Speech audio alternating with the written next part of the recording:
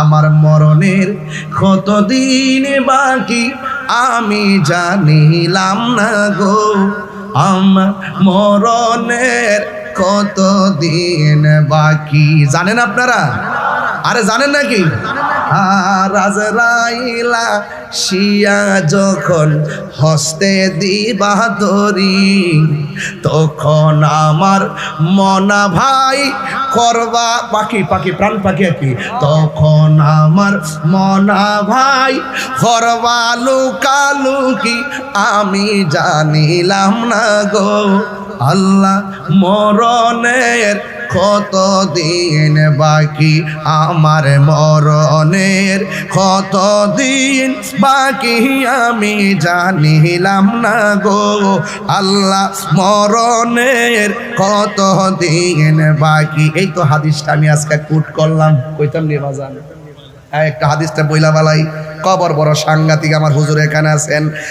আনাসিন রাদিয়াল্লাহু তাআলা আনহু কল, হযরতে আনাস রাদিয়াল্লাহু তাআলা আনহু থেকে বর্ণিত, তিনি বলেছেন কল রাসূলুল্লাহ সাল্লাল্লাহু আলাইহি ওয়াসাল্লাম, আমার নবীর নূরানি জবান মুবারক দিয়ে তিনি বলছেন, ইন্নাল আবদা, নিশ্চয়ই বান্দাকে, ইজা বুদিআ ফি কবরিহি, যখন কবরের মধ্যে নামানো হবে, যখন বান্দাকে মৃত্যুর পরে কবরের মধ্যে রাখা হবে, ওয়া তাওয়াল্লা আনহু আসহাবুহু, যখন সাথীগণ তারে কবর দিয়া চলে আসবে।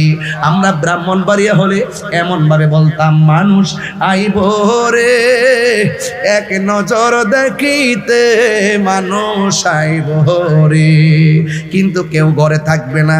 বন্ধু তোমার দেখতে আসবে, কই আমার কাজ আছে চলে যায়। জানাজার মাঠে আসবে, আপনাকে জানাজার নামাজটা দিয়া দোয়াও করবে না। কবরে মাটি দেওয়ার সময় গোরস্থানে বন্ধ যায় না, কই আমার বাজার আছে। আপনারে কবরে দেওয়ার সময় মানুষ আর থাকে না, সবাই যার জন্য চলে যায়।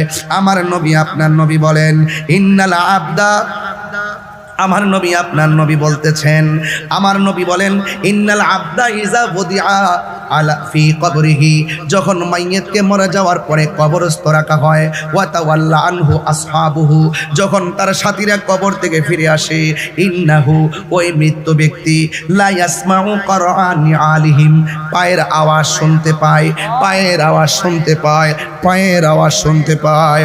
ও বন্ধুরে, তারা যে চলে যাইতেছে, বন্ধু বান্ধবের পায়ের আওয়াজ তারা শুনতেছে, চলে যাইতেছে। কেউ গুরুস্থানের মধ্যে আর থাকে না রে। 40 কদম হাঁটিয়া আসিবে স্বজন, মুনকার নাকির হাজির হইবে রে তখন। এবার আমার নবী বলতেছেন, আতাহু মালাকানে, ওই কবরের মধ্যে